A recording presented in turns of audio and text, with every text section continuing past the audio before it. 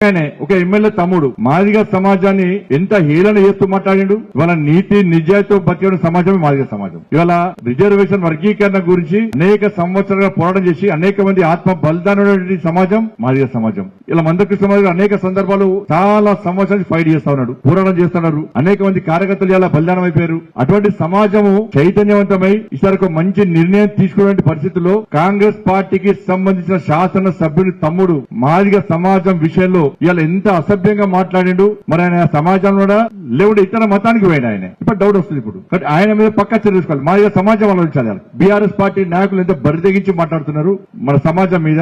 కాంగ్రెస్ పార్టీకి ఎస్సీ సమాజం మీద ఏ మాత్రం చిత్తశుద్ధినా కూడా ఆ కాంగ్రెస్ పార్టీ శాసనసభ్యుని వెంటనే సస్పెండ్ అయ్యారు ఫస్ట్ మీరు. లేకుంటే కరీంనగర్ పార్లమెంట్ లో మాదిగ సమాజం ఏ కాంగ్రెస్ పార్టీ నాయకుని ఊర్లలో తిరగనించే పరిస్థితి లేదు. అంత హేళనగా మాట్లాడారు వాళ్ళు. మాదిగ గాని, మాల గాని, బీసీలు గాని, పేదలు గాని, అగ్రవర్ణాల పేదలు ఎవరైనా గాని